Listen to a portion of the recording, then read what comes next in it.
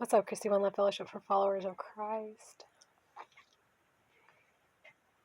I look like garbage, but that's okay because I feel like garbage, so it works out.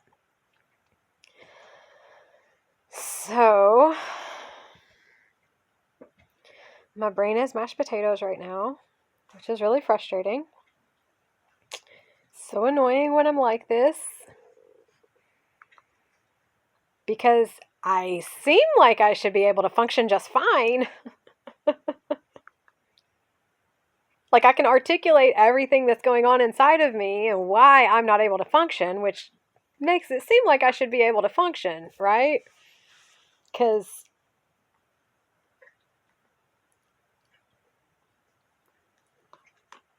nope, sorry. I didn't mean to make that make noise.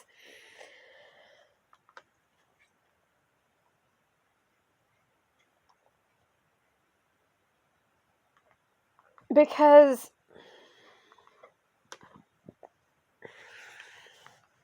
I was just having this conversation with my aunt about one time after I was drugged and assaulted. I mean, I could say assaulted, but there were so many times. But the specific incident, it's not really doing justice to what happened. But the specific trauma to which I am referring is the biggest one, the one that I attempted to report, and the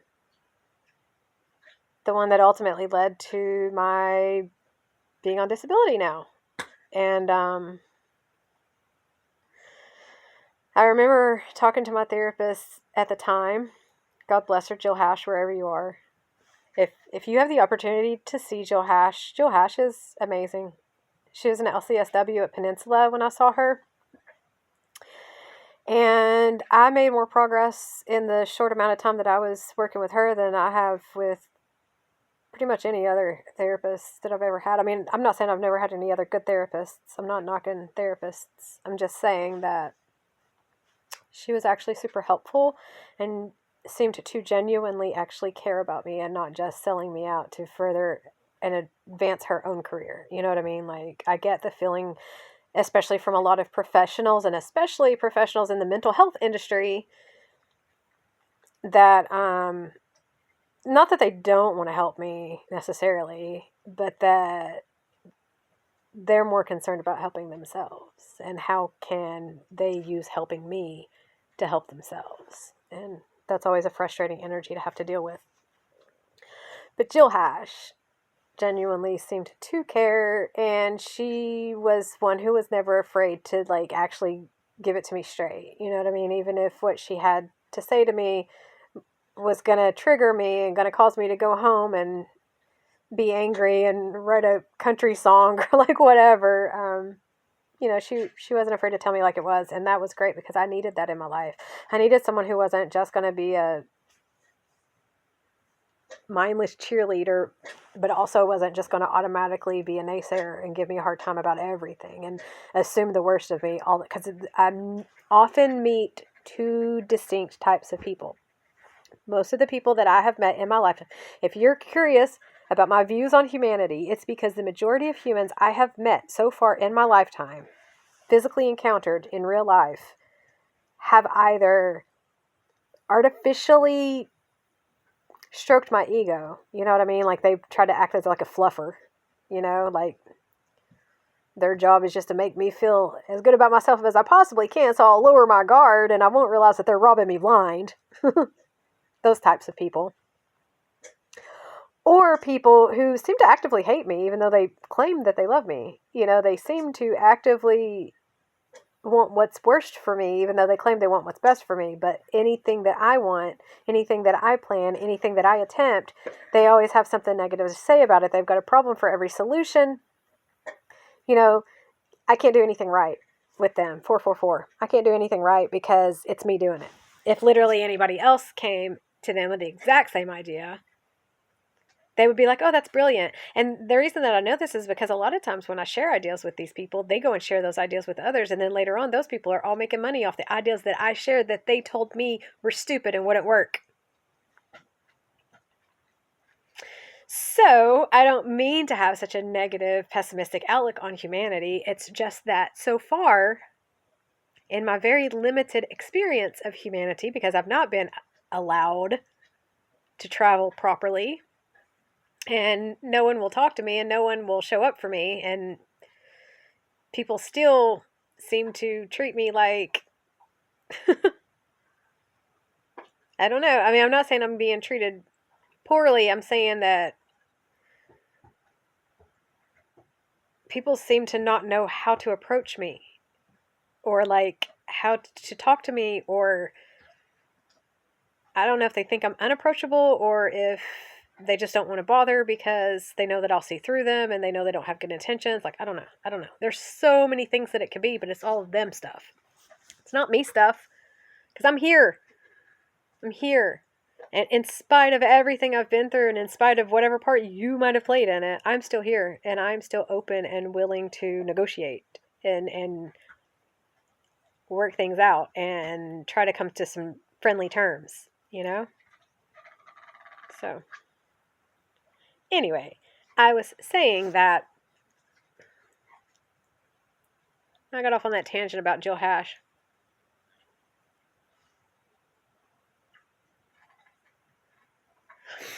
Yeah, because back then I was telling her that I needed to be in inpatient treatment. You know, I felt like I needed, at the time I thought I needed at least like a 3-day respite. You know, like I needed a break. I needed to be in a controlled environment for a few days. I could get my medicine regulated and get some intensive, direct, one-on-one, you know, treatment. And she said that they would not take me seriously because I can articulate my issues too well. And because of that, because I am articulate and intelligent, they won't take me seriously. That unless I am actively attempting to harm myself or others, eating my feces and finger painting with it on the wall, this is what she told me, they wouldn't take me seriously. They would look at it like the fact that I can come to them calmly and rationally and articulate that I am experiencing a mental health event and in need of inpatient treatment means that they would laugh at me and turn me away. And she was right, because I've experienced similar. The other thing that she told me was that I had never been full-blown manic. And at the time, I was like, are you serious? Like, I've definitely been manic. Because she was suggesting that I wasn't actually bipolar. She was the first one to suggest that maybe my second, because I had been advised by a case manager, family support worker, I can't remember who exactly advised me to seek a second opinion, a new diagnosis from a specific doctor that they referred me to. And then that specific doctor asked me like 5 questions and then diagnosed me with bipolar disorder and ADHD and put me on the first cocktails of the medications, the Adderall and the heavy sedating antipsychotics, the antidepressants, whatever. But Jill was suggesting that maybe they had misdiagnosed me and I wasn't actually bipolar. I was experiencing another condition with similar symptoms that mimicked bipolar disorder. Again, she was right, because the narcolepsy, which I was later diagnosed with, after initially getting the misdiagnosis and being put on medications for the misdiagnosis, which exasperated the narcolepsy, which I definitely had and always have had and have struggled with my whole entire life. And I've been tested for that. They had to put electrodes, they had to hook electrodes up on my scalp. So like, that's a definite, we know that that's something that I have. That's a seizure disorder. I actually have that, you know?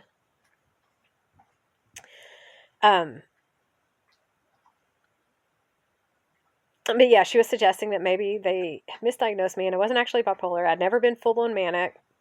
I'd only been hypomanic. And I was like, Jill, sweetie, no. I walked down a dark alley alone on the strip, college campus, to a dance club in a bra and panties and high heels on a dare. Because my so-called friend dared me that I made the off-cuff remark that I would walk up in there in a full bikini. And then my friend dared me. And so then, of course, I had to show up wearing what, was basically a bikini, because my bikini didn't match the outfit that I had. I had to, anyway, whatever.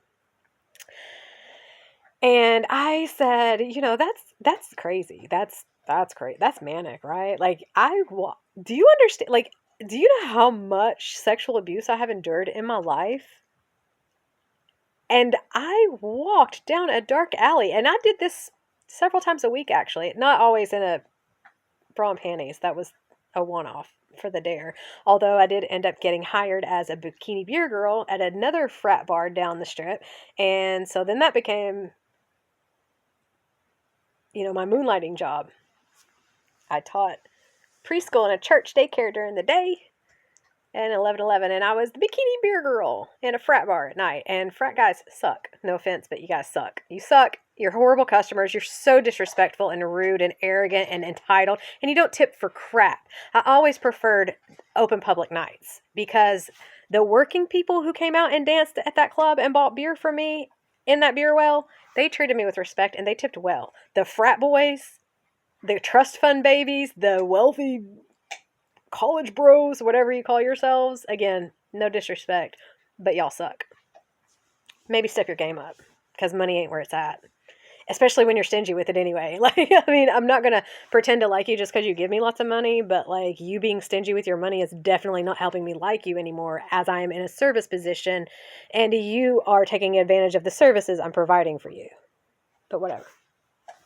Anyway, but yeah, I did that. I walked down, and the reason that was really stinging on me tonight is because I was driving in that area tonight, and I realized, like, they've changed that area so much. That alley's not there anymore. The street that I was driving on is what used to be that alley, and what used to be the parking area where I parked is now like an apartment building, and the club that I used to go to is not even there anymore. And it was just like, it was so surreal. It was so surreal seeing girls out half naked, freezing, walking around.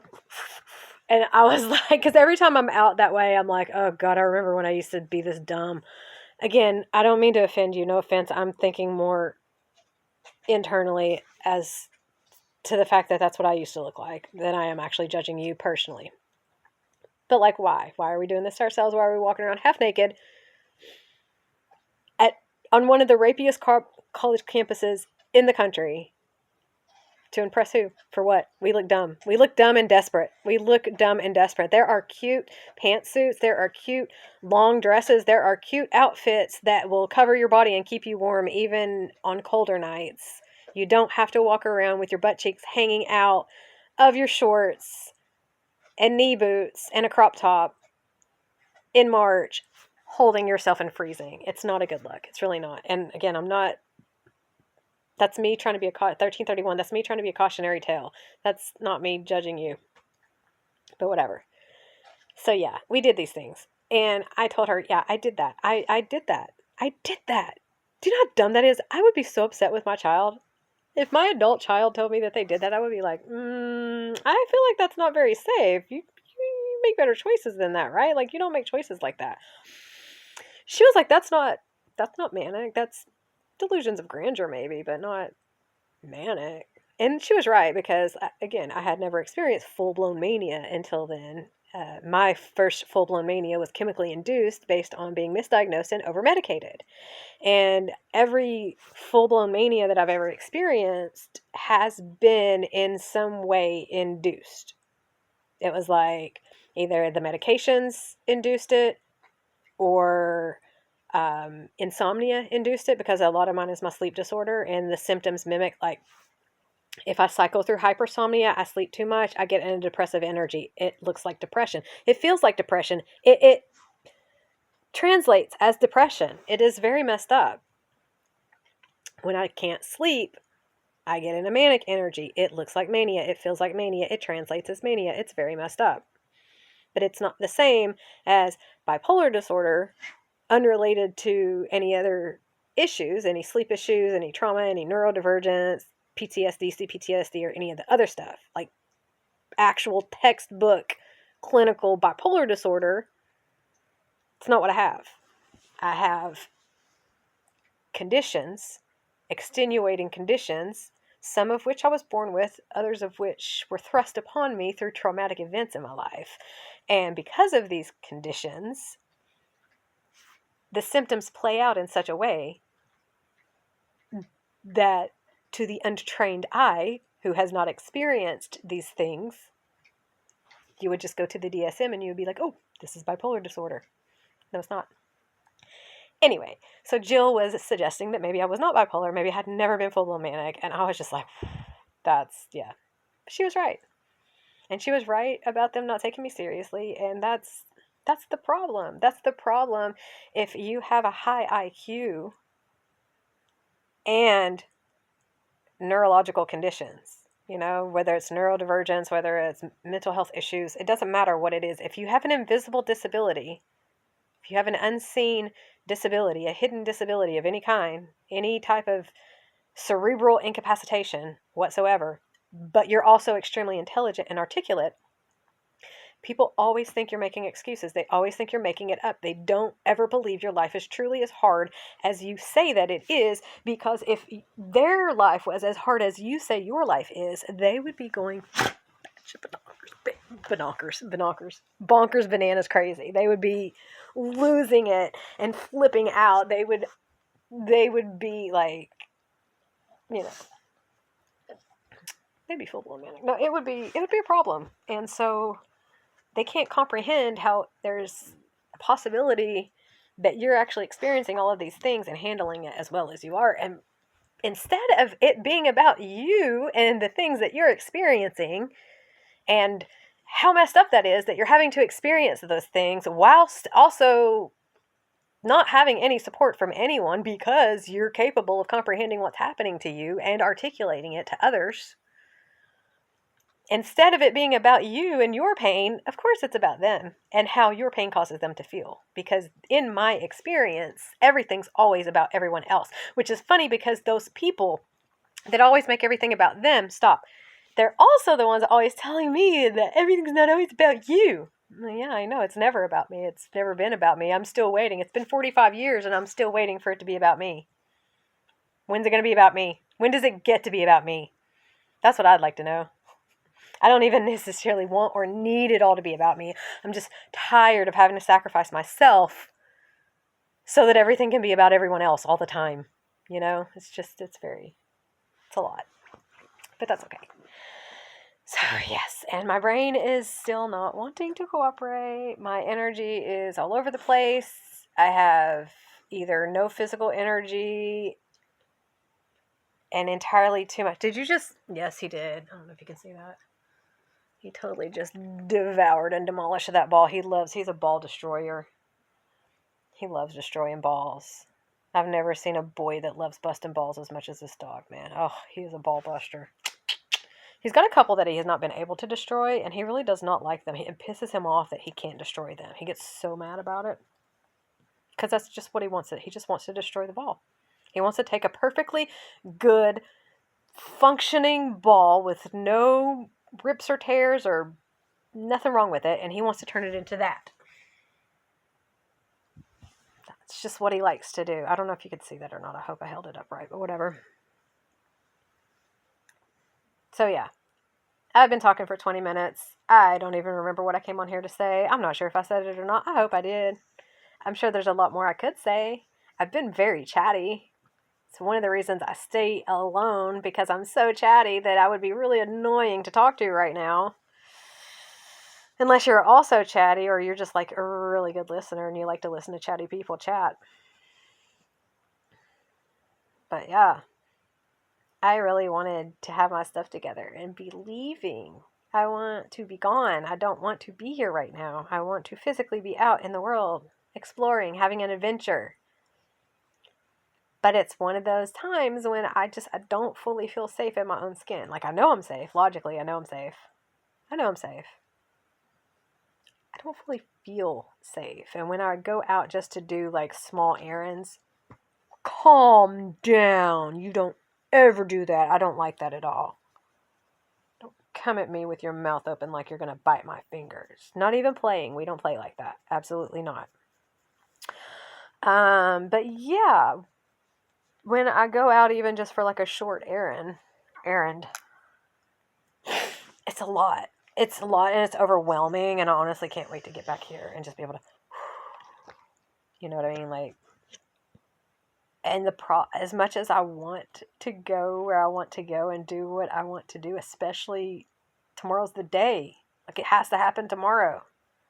Today already. It's almost 2 a.m. I haven't slept. That's the other problem. I can't go off on a road trip in the midst of an insomniatic state, because I can't do it in the midst of a depressive state either, a hypersomnic state, because I just physically can't function. But if I'm too much into the insomnia, then it becomes a hazard, because now I'm manic and I'm distractible, hypomanic, whatever you want to call it, and I'm easily distracted. And not only that, but I when I do that and drive long distances at the same time, I'm more prone to what is it called? Highway hypnosis. Being like lulled into, like, it'll start to trigger my narcolepsy, and then I'll start having that experience like I had when I went up to New England, and I was in upstate New York. I think when we went to Niagara Falls, and we were in upstate New York, and I was in this type of energy while traveling, which is never good, because I always end up like, the whole trip is ruined because I'm not okay. Like, I can't be in the energy I need to be in to actually do the things I need to do and enjoy and have the experiences I need to have, because I'm trying to force myself to do a thing that I feel like I need to do, even though nothing else around that thing feels right. So yeah, it triggers my narcolepsy, and then I can drive like, I don't know, I can't drive very far in between having to stop and take naps, and that's just always annoying to have to deal with. So, and it does feel like I am coming up with every excuse in the world not to go, but that's not, like, I genuinely want to go. I'm just genuinely trying to figure out what's blocking me, what's preventing me from just doing what I need to do. Like, why can't I just do what I need to do? And why do people act like I'm the defective person? I'm not defective. My environment is defective. If I were in a healthy environment, if I were in a healthy, clean, safe, structured, supportive environment, like a mental hospital, imagine that. I shouldn't have to go into an institution to receive that level of care. Do you know what I mean? Like, all of this here is a lot. And it's a lot to expect one person to deal with it by themselves. Especially when it's all said and done, apparently I'm going to have to divvy all this up. You know what I mean? It's not even like I deal with all of this and then I get to keep it. Like, why am I taking on the responsibility for any of this? Because I could just as easily just leave it all behind, get in my car, and go now.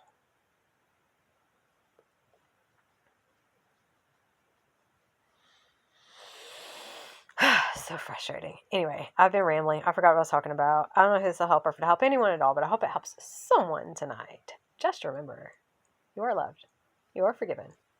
You can be saved. No matter who you are, no matter where you are, no matter what you've done or what's been done to you, you can repent. You can repair. You can be redeemed. Yes, even you, Israel. Has to be authentic. Much love.